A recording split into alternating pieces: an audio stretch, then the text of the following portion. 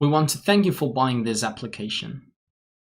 I want to tell you that this all started one day while we were watching a video of Juan Tamarit performing the corn winders car spectacularly. It is a trick that we have always admired, but that requires a series of conditions. And above all, to carry a toy car with you, so we wondered if it would be possible to create a similar effect that does not require these conditions but is impromptu, and that is how this project began. In fact, to begin with, we tried different methods that achieved the same effect as Cornwinder's car. Everyone liked them, and each of one of them is an advantage, but we also realized that each one complemented the other, and they all fitted well together. So what we decided to do was take all these methods and integrate them in a single application, so that it was very complete, but at the same time very intuitive to use. We recommend that you watch the whole video so that you understand each of the methods and each of its advantages fully. Because in this way, you can carry out your routine using the different work modes. So you can make a unique routine which is personal and very deceptive. In fact, you will see that this magic trick can even fool other magicians. It can easily fool them, and even more if you use these different working modes. On the other hand, it is also a very commercial trick, and you will see just how the public loves it. Thanks for watching, and I hope you enjoy it. Right, Carlos, we're going to do a trick with a poker deck, okay? I would like you to take out a card, remember it, and show it to the camera. And whenever you want, you can throw the card over them, so that it's lost among the others. Now the idea is to make a circular extension, something like that, in a circular shape so that all the cards are approximately the same distance from the center of the spread. In the center of the spread is where the phone is going to go. Press the button yourself. Can you see? This indicates the probability that your card is one of these. Right now it's not very high, but I want you to turn and point to different directions. And we will see how it changes. If the bar goes down, it means you are moving away. So keep trying from one side to the other. It says it's over there, right? If I go past here, it says no. And if I try there, it says the same. That is more or less here. So we are going to keep a few cards. Notice how it keeps on ringing. This means that your card has to be among these four. So we can discard the other cards. The idea is that one of these four should be your card. Let's put one at each point and you can turn it on again. Start trying at different points. This one says no. And this one? Nope. It seems that it is clear that that isn't here, but that is over here. We are going to do one last test to be sure. It says that this is neither the 9 nor the queen nor the 2. We are going to try to put a 2 to see what it says. It is quite clear that this isn't your card, and if we keep moving... Yes, now it's pretty clear. What was your card? The 6 of clubs. And here is the 6 of clubs.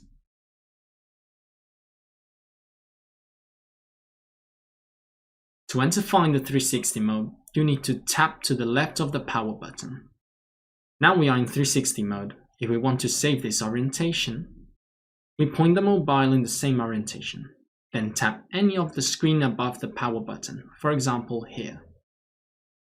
Now we want to turn it on. It is going to find it. If we want to save this orientation, we place the mobile in this direction, and then we turn it on. It will find it there. However, if we do not tap any direction, by default it will always record the left-hand side as the target. If I don't touch anything, it will guide us to the left. And this is how Find the 360 mode works.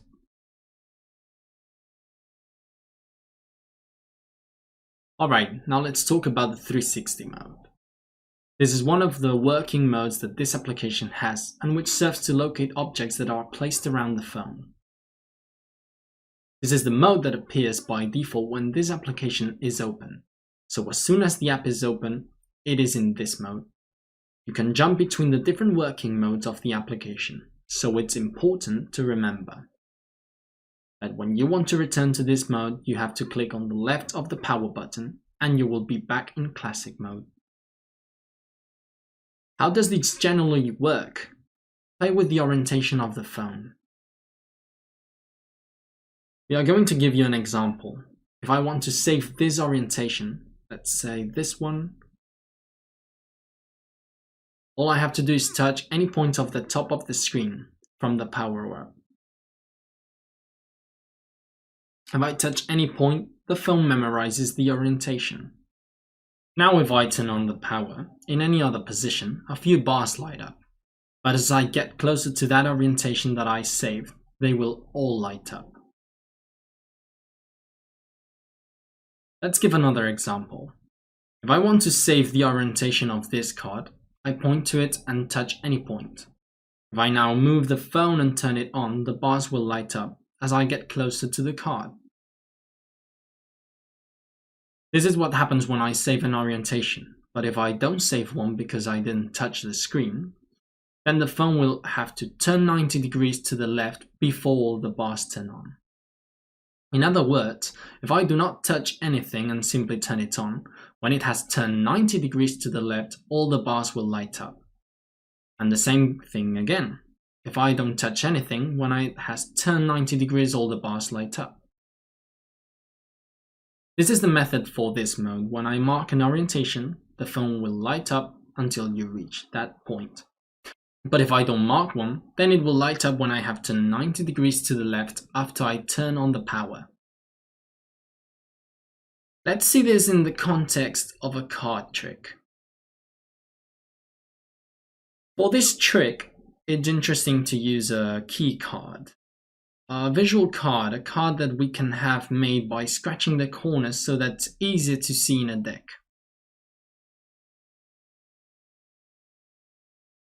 Now for the explanation, we will use a blue card. We put it in the bottom of the deck and we tell the spectator to pick a card.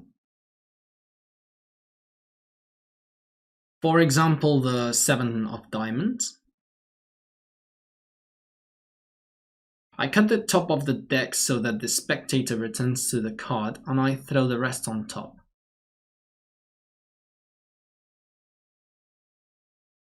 In this way, the key card is above the chosen card. Now we have to make a circular spread. This is the most complex part of the trick. The most important thing is to spread wide the cards at the beginning so they still remain cards when you reach the end. The top card of the deck is placed under the bottom card, and this way we get a circular spread.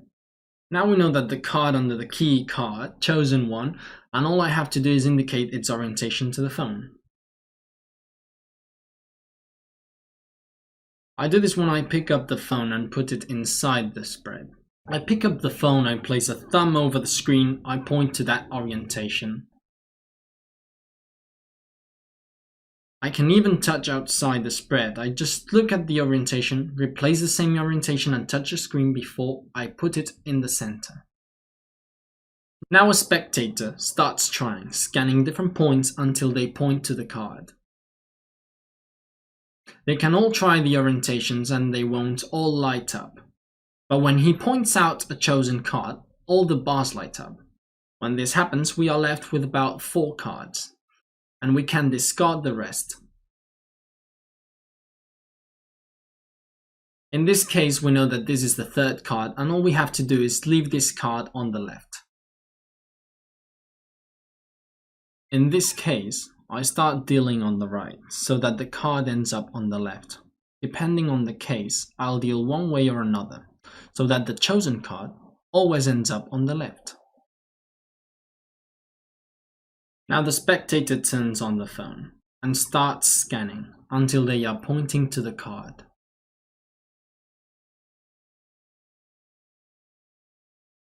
Then would turn it off and tell them that their card is none of these, but say that we are going to try with another card. You take theirs towards you so that it's 90 degrees and put another card in the place. The spectator turns on the phone again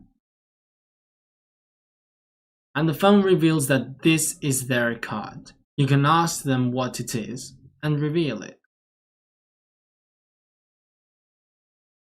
This is how the chosen card trick works.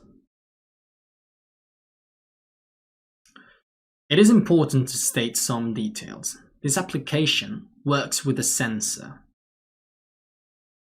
And like all sensors, it can be uncalibrated, or perhaps we mark our position a little different from where the card is. In these cases, it is interesting to have an exit strategy. So here's an example. We'll put the key card at the bottom of the deck. Imagine that the card chosen is the 7 of spades. We spread the card and suppose that we have mismarked the position or it has been uncalibrated.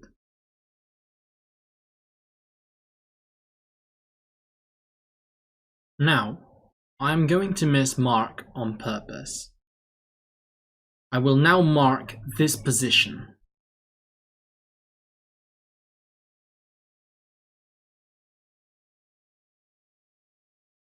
The spectator starts scanning, and here, where the card should be, the bars haven't lit up yet, but they will later. So suppose the spectator leaves the phone like this.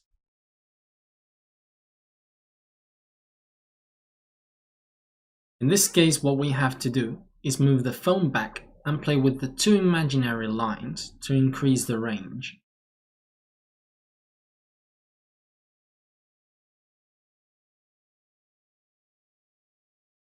I keep that group of cards and discard the rest.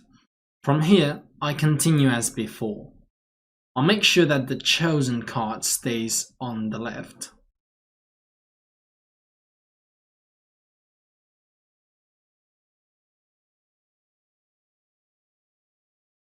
Then the spectator turns on the phone again and finds his card on the left. These kinds of details can help you if you have ever uncalibrated or mismarked the position. Here is another detail that can be interesting, especially if you work in restaurants where you don't have a large surface and you have to make a very small circular spread.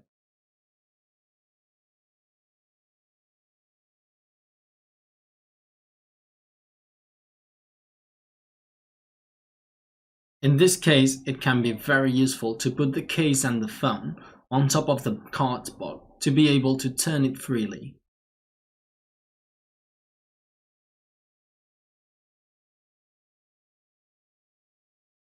I have explained the key card control to speed things up, but it's not the one I actually use.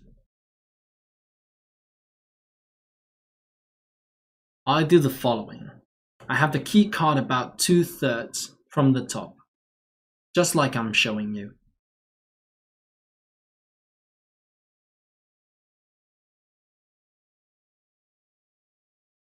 I tell him to take a card while I look for the mark and then hold a break under the key card. The spectator remembers their card. Then I begin throwing cards on the table, and when they want, they put their card. Suppose that this is it. When they put their card, I cut for the break, and then I begin throwing cards freely, just like that.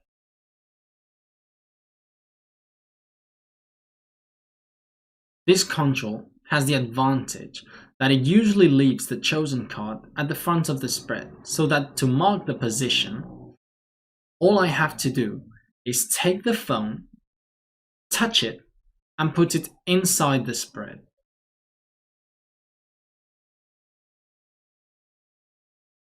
There is also the option to do it without a marked keycard. You can use a keycard simply by remembering its value. I do the first spread upwards. I keep a few cards on the second face. I do the same with the cards facing down. The good thing is that in the first phase the spectators can see that the phone is approaching his card. And in the second phase, you can put them face down to maintain the mystery. You can do this with a borrowed deck using a guide card that you know. For example, the 9 of clubs. But you can also do it by knowing the card chosen by the spectator, because you forced the card, or because you secretly peeked at the card. Well, this is the card trick with classic mode. I hope you try it because it's very easy and people love it. In this video, we're going to explain how to calibrate the gyroscope of Finder. Most likely, you will never have to do it, but we explain it in case someone needs it. So the first thing is to know when the gyroscope is not calibrated. You need to calibrate when each turn you take accumulates a little error. I'll give you an example. If I put an object here, in front of it and save it, I see that it points to it correctly, but I realize with each turn that I take, a little error accumulates. Another lap and it accumulates more error. At this moment is when I have to calibrate the gyroscope. And to do so, I go to the menu, the secret menu. In the section calibrating the gyroscope, it's where it calibrates. I look for a surface to support. I press the start button and I turn clockwise. I lean back against the surface and tell him it's done. And at this moment, it has already been calibrated. Now, if I mark a target, it doesn't matter that it's more than one lap.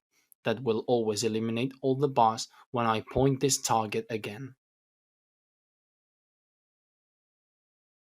Look, Carlos, here we have a danger detector, and I trust it so much that I am going to risk the only hand that I have left, only to let you enjoy yourself. Here we have 4 cups, and one of them contains a danger. I want you to shuffle the cups, and then leave them in a straight line, while I turn away so I can't see anything.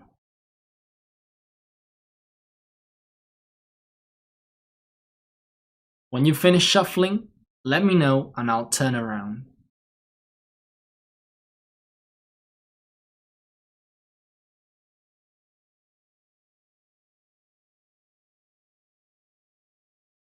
Done. Perfect. We know that one of the 4 cups contains a danger. I want you to take the mobile and scan them. You need to turn on the button and point it towards the first cup. We see that there is very little danger, so now you can stop it. And as there's no danger, I can crash in it. One less.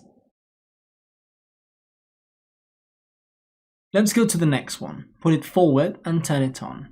Oh, looks like there is quite a bit of danger. Why don't we try the next one and see what happens? It doesn't seem to be dangerous, so go back to the other one. Yeah, it seems pretty clear that this is it, but let's try the last one just to make sure. Alright then, according to the mobile, the danger is here, meaning that the other 2 are harmless. So put your hands on top of them.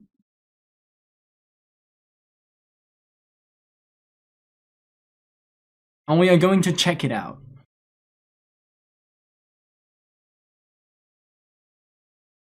Just as we thought, those are the harmless ones, and this one is the dangerous one.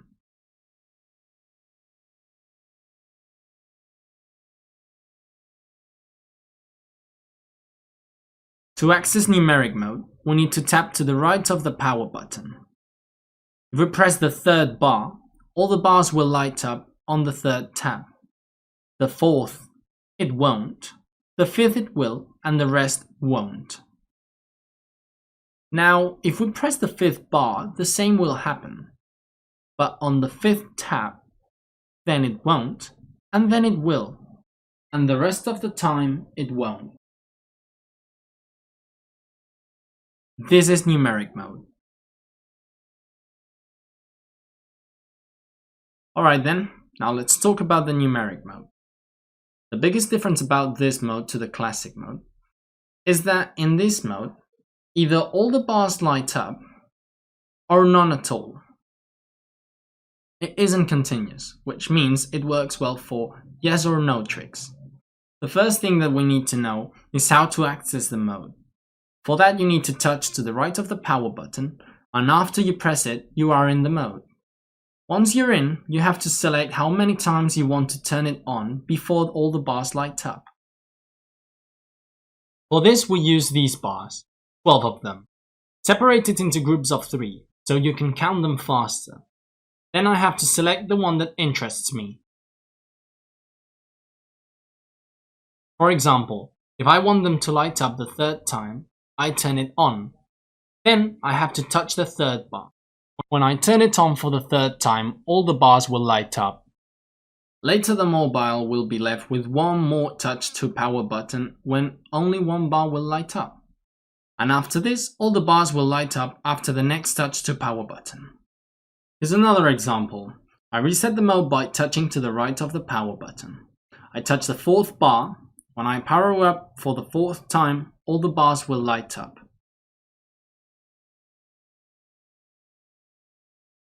Then only one bar, and after that, all of them again. After this you can continue trying to see that all the bars won't light up again. The touch needs to be done in secret. A possible way to touch the phone secretly is explaining that the bars light up when danger is detected and while signaling with the index finger. Touch the bar that interests you with your middle finger.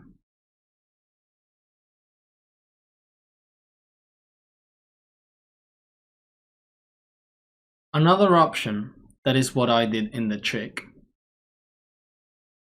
is to touch the phone with the thumb and give it to the spectator.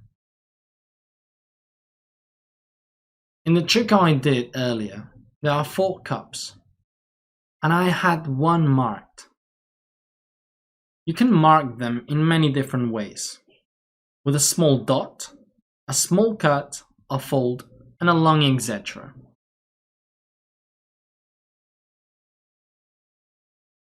You will see that many times these types of cups already have marks. They have a different number on each one.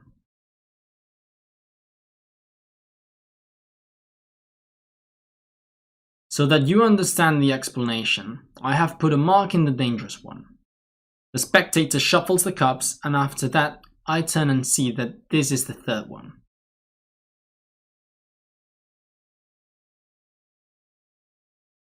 I say the third because I suppose the spectator will scan from the left to the right, like when they read.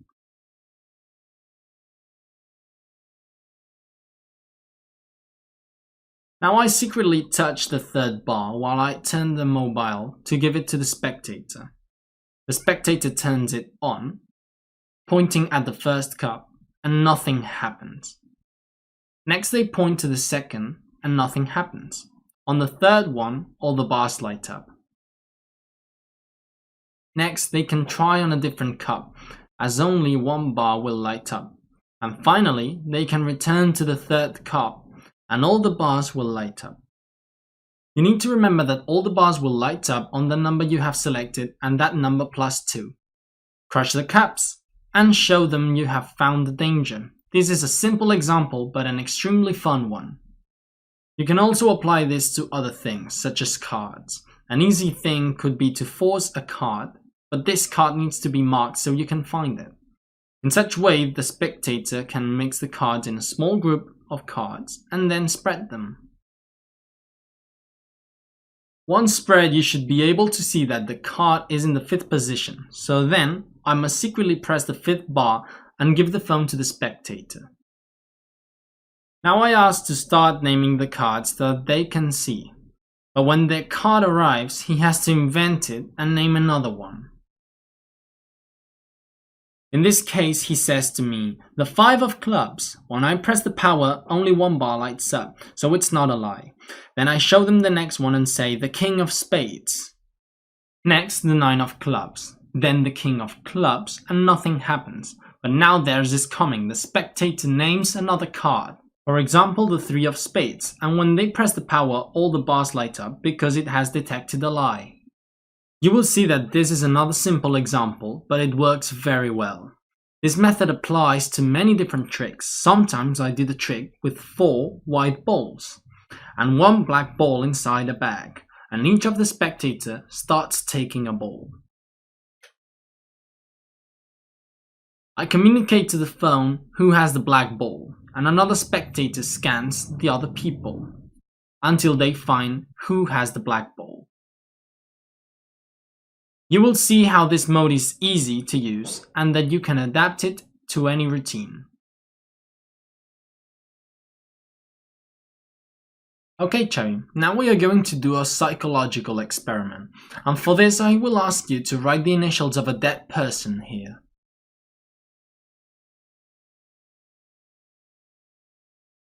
Write it so that I can see it. Then in the other papers, write the initials of people that are alive, so that there is only one with the initials of a dead person. When you have finished, fold them inwards and mix them so that not even you know where the dead person is. I have this app that can find the dead. If I put a paper in front and all the lights turn up, it means that there is the dead person. If only 1 bar lights up, then the person is alive. Okay, here we have all the papers in a line so that you can begin choosing.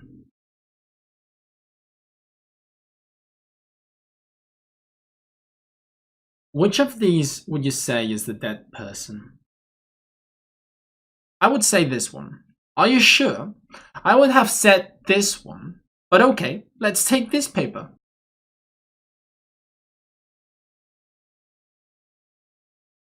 Put it out in front and you can turn it on.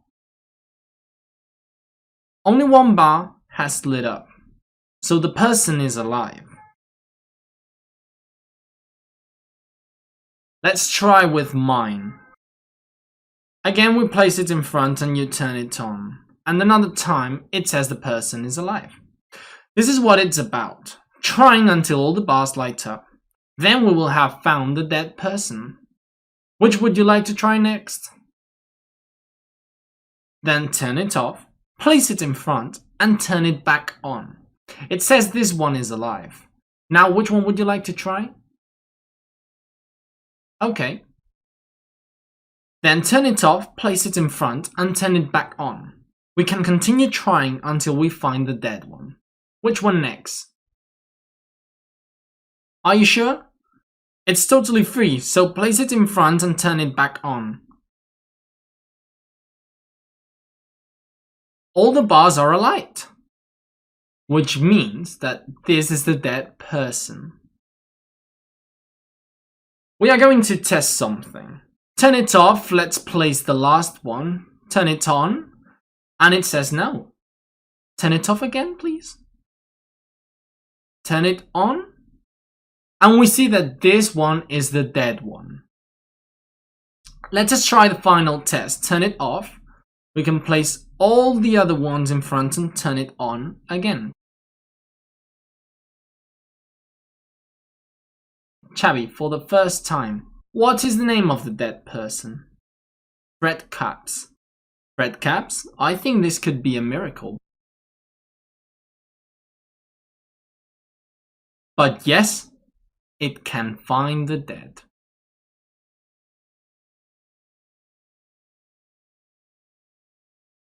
Now we are going to explain hands-free mode. You can enter in hands-free mode the same way as numeric mode, tapping on the right-hand side of the power button. Now we are in hands-free mode. If I press a bar, numeric mode would start.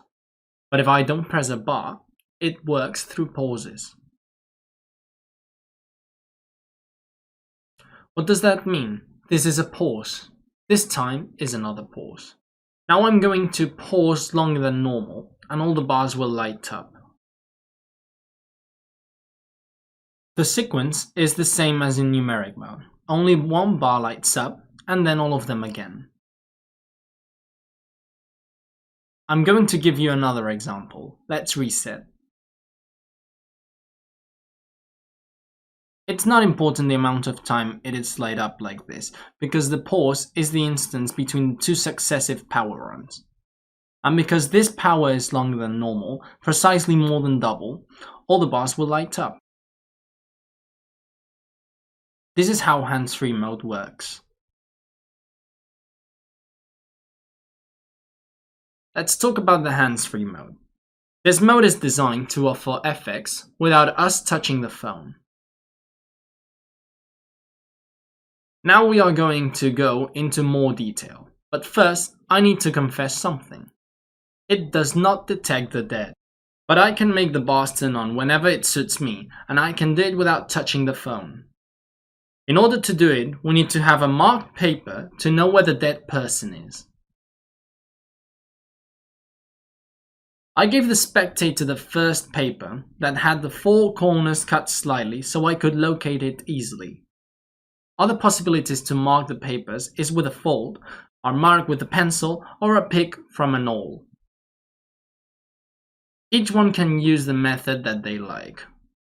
For the explanation, I'm going to use this large mark. When the spectator returns the papers, I place them in a line while I locate the marked paper.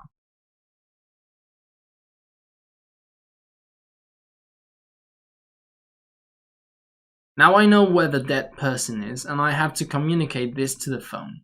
The first thing to do is enter in the mode.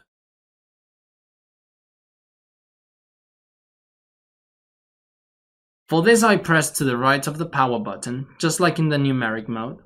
Actually, if I press the second bar, when we turn it on for the second time, all the bars will light up. Then they won't light up, and then they will light up again. But if I enter in this mode and don't press any bar, then the bars will light up when they detect a pause, which is double the normal.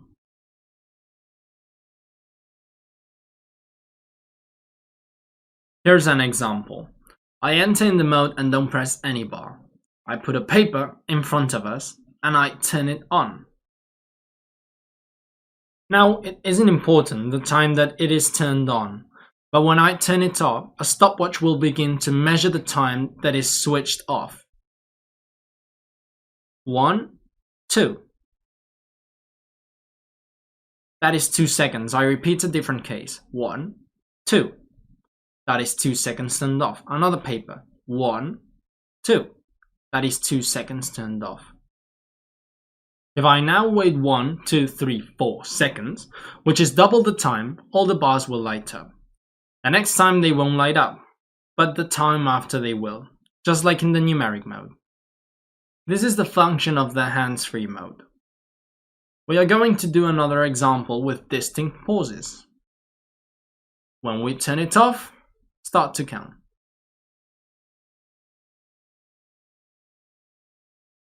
1, 2. Now with 3. 1, 2, 3. Another one of 4. 1, 2, 3, 4. At this moment, the average of 2, 3, and 4 seconds is 3, which means that if I pause for 6 seconds or more, bars 1, 2, 3, 4, 5, 6 will all light up. Now I have paid for more than double the habitual time. All the bars will light up, and the next time only one bar will light up. Then after that, all the bars will light up again. Let's have a look at some important things to have in mind. First of all, to do the average, I need to scan at least 2 papers to have at least one pause between turning it on twice.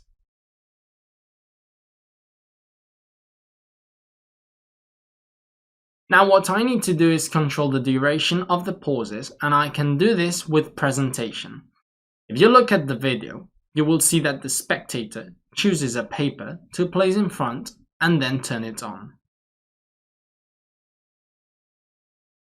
Here I explain the bars haven't lit up, which means the person is alive, and I ask them which paper they want to continue with. This question is asked while it is turned on because now the time is not important. When they respond, I ask them to turn it off. Put the next paper out in front and I ask them to turn it on again.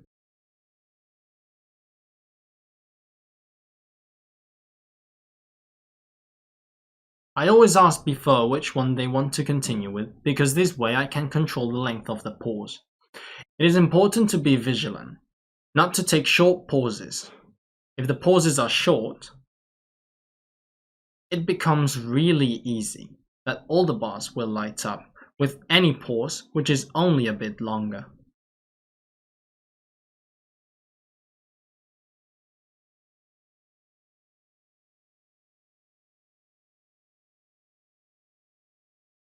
Another thing to keep in mind is what to do when the spectator points to the dead person on the first go.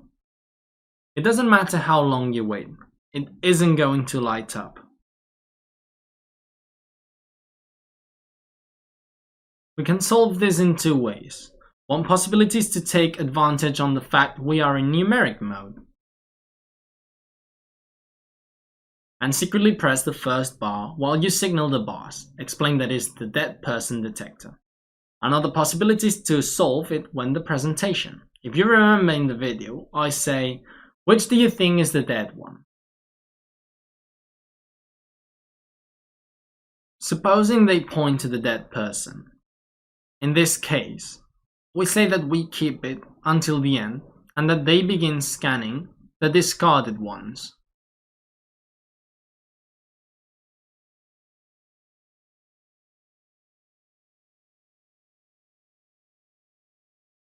The spectator scans these papers and sees that the bars don't light up.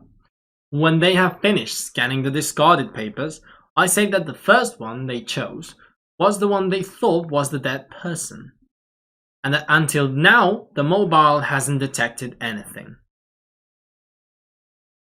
Then you say that you want them to scan the paper they first chose. When they begin to scan, due to the fact a long pause has passed, all the bars will light up. Now let's see what we need to do if at first the dead person is not signaled. I ask, which do you think is the dead one? When they choose one that is not the dead one, I ask, are you sure? I would have said this one, and I choose one that is not the dead person. I do this to assure myself that the dead person isn't the first nor the second paper, so that I can have an average. First, you try with the one the spectator chose, then with yours, and neither of them is the dead person, so from here, you continue to scan in the order decided by the spectator.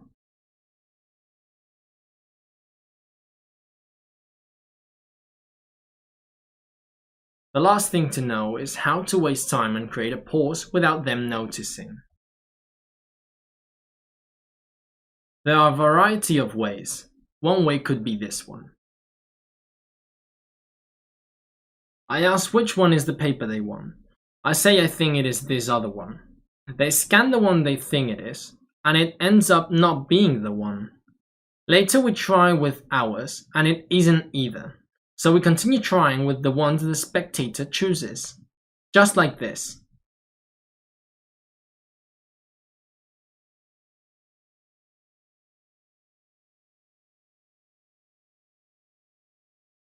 Each time they try one, I ask them if they want to change while the app is still turned on.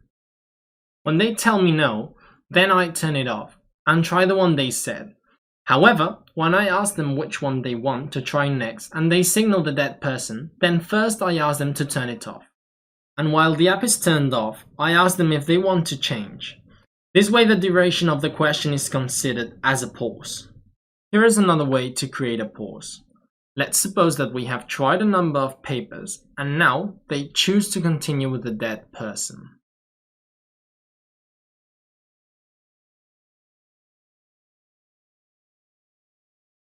I turn off the phone, I pretend I'm wrong and grab a different paper from the one they choose. The spectator corrects me, I apologize, and then take the one they said.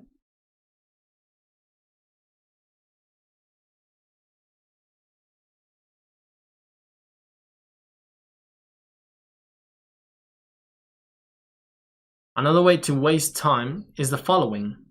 After trying some papers, the spectator points the next paper, and it is the dead person.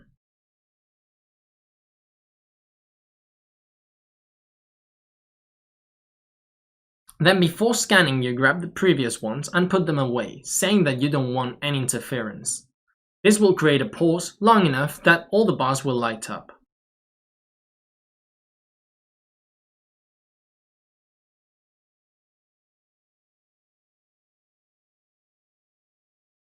This method also allows other types of effects playing with the presentation. Imagine that the magician leaves the phone on the table and explains that it has a breathalyzer. I leave a beer on top of the table. A spectator comes and blows in it. It lights up and nothing is detected. Later, another spectator comes and tries and nothing is detected either. Then you explain that when someone wants, they can drink the beer first and then to turn on the app.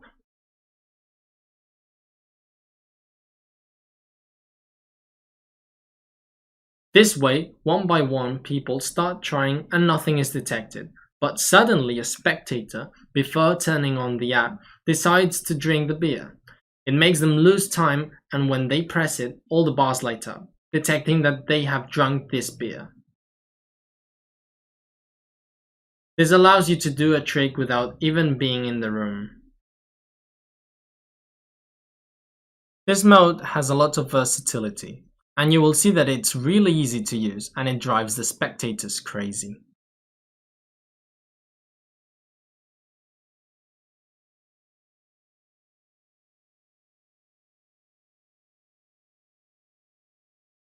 Look, Chavi, here we have this application that has the capacity to locate credit cards. Now we are going to ask each spectator to put their credit card inside an envelope, close them and mix them.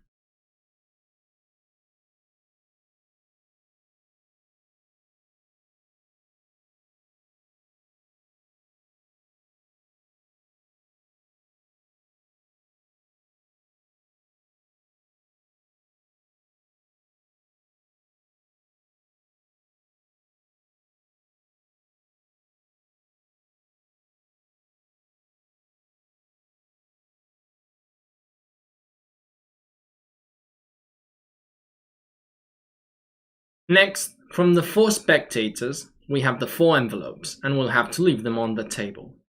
So put one there, another one here, another one here, and the last one there.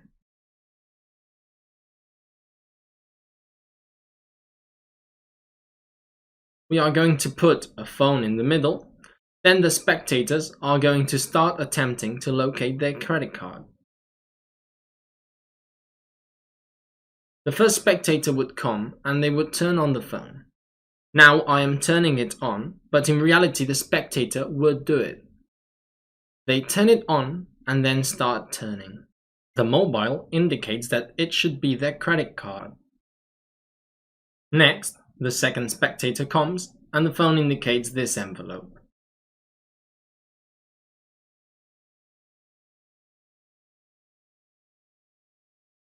Then the third spectator comes and indicates.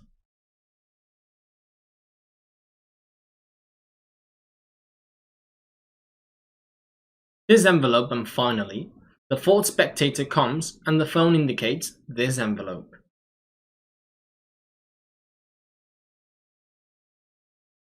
What would be amazing is if this mobile had found each spectator their credit card, red with red, blue with blue, green with green,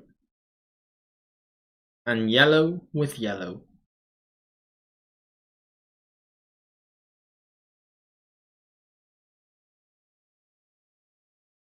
Now we're going to explain how multiplayer mode works. To enter, you need to press for half a second the right or left of the power button. Once we've done this, the phone simulates that it has locked. Immediately after, we place the objects that we want to find around the phone.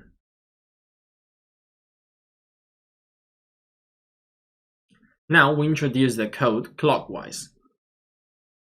4, 1, 2, 3. 4, 1, 2, 3. And then it will begin locating them in order. First, it will locate number 1. Then it will locate number 2. Then number 3. And then it will locate number 4. Now let's repeat it with another code. For example, we can change these ones and these ones. Okay, we repeat a longer press and introduce the new code. 1, 4, 3, 2. 1, 4, 3, 2. Great. It locates number 1 immediately. After it finds number 2, it finds number 3, and it finds number 4. This is multiplayer mode. To access this mode, you need to press either to the left or the right of the power button. But it needs to be a long press, longer than half a second. After some time, the phone will stimulate that it has blocked. The idea is that when we stimulate unblocking the mobile, we introduce a pin code that will indicate to the phone the order the envelopes are in. Later we will explain this in greater detail.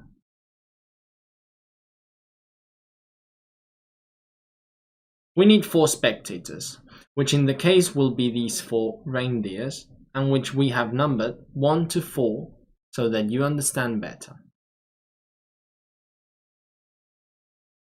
Also, we need 4 envelopes, which are secretly marked. We give each spectator a marked envelope that corresponds with them so they can place their card inside.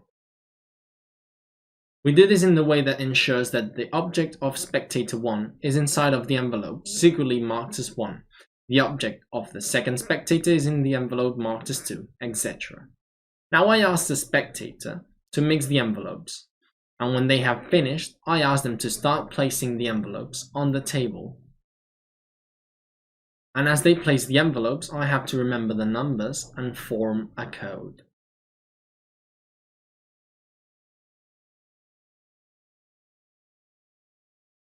For example, in this case, they place an envelope here. I search for the secret mark 1, then they place another envelope and I remember it's number 3.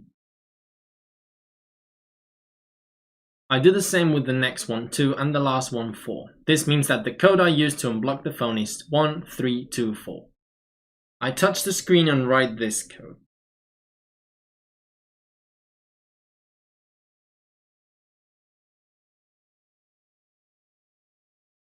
I leave the phone facing forward and I don't have to do anything else. The first spectator turns on the app and moves the phone towards an envelope. The same with the second, third, and fourth spectator.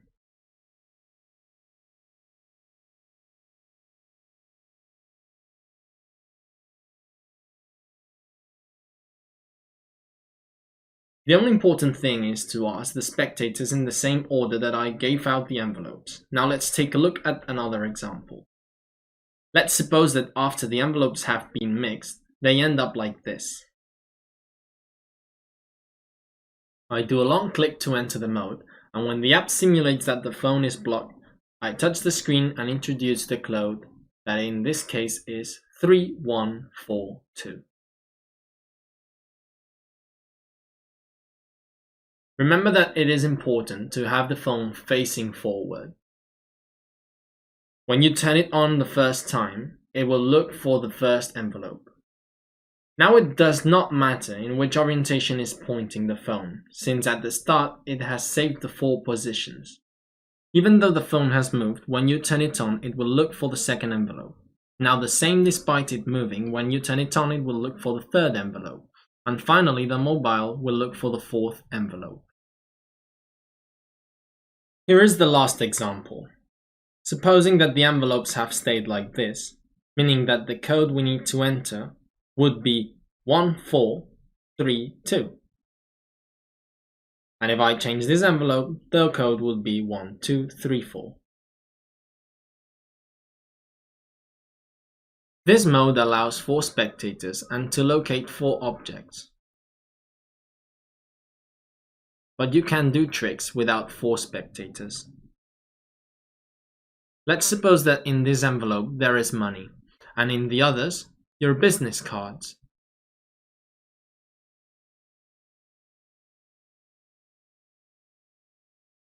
The envelope that has the money is the one we want to keep after the other spectators have tried and we have taken their envelopes with your business card.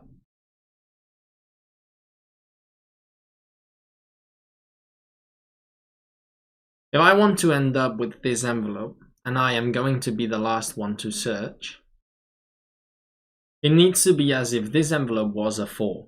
In this way, I have to put a code that in this position has a 4.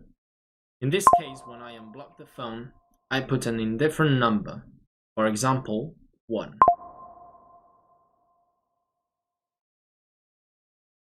Now a 4, then an indifferent number such as 2, then another indifferent one like 3. Now they turn it on for the first time and they take this envelope, then this one, then this one. Now I try and I take the envelope with the money. Supposing that now this is the envelope with the money and the others are empty, let's imagine that there is also a machine that destroys documents.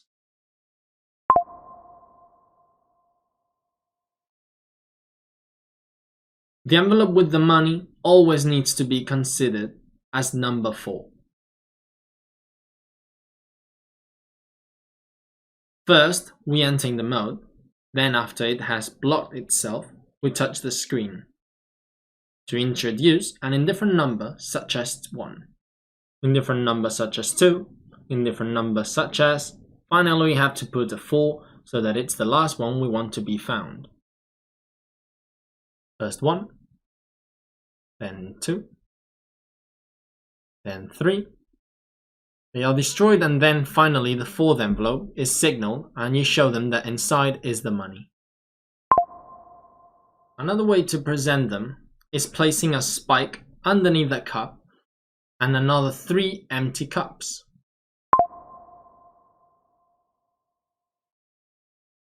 The same as before, we enter in the mode and I begin by putting in a 4.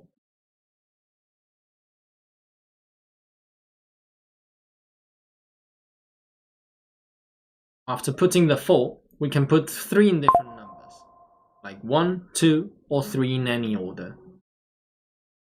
Each time the finder is turned on by a spectator, it points a cup and crushes it. When you arrive at the last one, you reveal that is where the spike is. This mode is really interesting, because to the audience it seems impossible that a phone can find one thing after the other, without the magician even coming closer. A really fun way of presenting when there are 4 couples is asking for the guy's credit cards, and it being their partners who find them.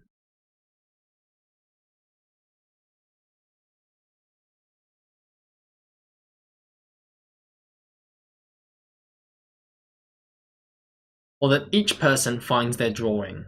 You can use this mode as a tool to have a more comical or serious effect.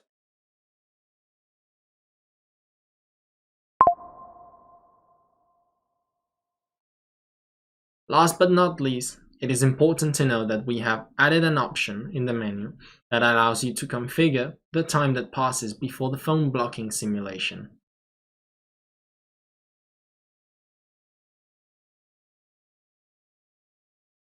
I encourage you to try the app, and you will see how the people react. People love to think that a phone can know things such as who the partner is, amongst many other things. I hope that you've liked the app and you go on to enjoy it. In this video, we are going to learn how to use the Amazing Thumb Controller. What is this device with the Finder application? You have already seen that the application has several modes, where there are different ways to secretly communicate with the device. In any case, we wanted to take it a little further, and that is why we have made it work with ATC. In case you don't know, The ATC is a device that we have designed to be able to control the applications from a distance. This allows you to do all the tricks without having to touch the phone at any time, making the application even more versatile. It also allows you to make other tricks that until now were impossible. So let's see how it works. The first thing we have to do to use the ATC is to link it in the Finder application. This process only needs to be done the first time, and for this, we first turn on the ATC and Bluetooth on the phone. Now we can enter Finder and go to the secret menu. First of all, Bluetooth has to be enabled. If this is turned off, I turn it on like this and go to the device management to make the link. I give it a scan to look for the ATC, amazing comes out. I select it, I accept it, and I wait for it to link. Now it appears in green, but I wait until I finish pairing it.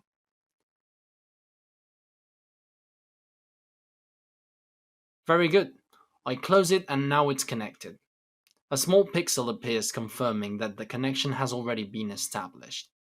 Now, nothing happens. If I close the application, I don't have to repeat the process. Simply when I open the application again, I just have to wait for it to automatically connect to Finder. And I will know that it is connected because a confirmation pixel appears on the power button. Now it's connected. So it is important that it is enabled in Bluetooth. I can always have it enabled whether I use this or not, because if ATC is on, it will connect to ATC, but if it is not on, I can use manual modes without having to turn Bluetooth off and on. So we always recommend that you leave that mode always on. Now I'm going to explain how to use Finder with ATC. This is really simple. All you have to do is turn on Finder, and the moment you press the button, the bars will go up. When you stop pressing, they will come down. They go up, they go down. It's that simple. That's it. You have to think that Finder is an information revealer in the end, and the fact that you can reveal information with this ease can give you a lot of options when it comes to effects. Here we are going to comment on some of them, but it will all depend on your creativity when it comes to creating new ones. An example of a simple effect that could be done with it would be to explain that Finder has the ability to detect in people's tone of voice and similar traits, which people are lying, and that we are now going to prove it. To do this, we would take 4 cards. These cards would be secretly marked by the magician, and we would ask for spectators to each please think of something and draw it on the card secretly. There are a lot of ways in which you can mark the cards, but it's up to you. Do it however you prefer and feel most comfortable. These cards that have been written by the spectators would then be shuffled so that the magician couldn't know which card was written by which spectator, and now it is as simple as asking the spectators to, when they see the first drawing, say that it is not theirs. Now they'd each say that it's not their drawing. In this case, we will turn on Finder, and when the spectator who has made this drawing, which we will know because we have the card marked, is saying that it's not theirs, have the bars go up. It's as simple as that. This is just one of the many uses it has. Another possibility is, for example, to make all kinds of improvised effects. If you make a long press on the power button to access the secret menu, you will see the magnifying glass section. In this section, if you activate it, as I am doing now, you will see that a small magnifying glass appears at the top right. If you click on it, you can write anything. It actually won't have any real effect on the app, but you can give the impression that Finder will find whatever you write there. The goal of the magnifying glass is to give Finder an external life, in this case, to be able to justify why and how it can find anything. For example, imagine that we are in a group of friends and we say that this has the ability to detect people who are very beautiful. We could make it a handsome detector. We could make it detect beers. We could make it detect short people. We could do any crazy thing we could think of, and effects that would be very quick to do, very comfortable, and very easy. Let me give you another example. All the effects in which we have capabilities or the ability to extract information work very well. Let's say, for example, that we also have the X-Vision app, with which we can know which spectator has a magnetic object. This would allow us to be able to perform a Kiratsuk. Kiratsuk is an effect in which we have, for example, 3 white balls and a black one. The black one is magnetic, so with X-Vision, we can tell which spectator has it. In this case, we can now have Finder detect which spectator has the black ball. Another option would be to mix it with a system that allows us to discover what word a spectator has thought. If, for example, you have Hacked, which is another of our apps with which you can discover any word chosen by a spectator. This would allow us to, for example, extract the information of the word that a spectator has thought of with Hacked and then take out a dictionary and make Finder beep in the part of the dictionary where that word is located.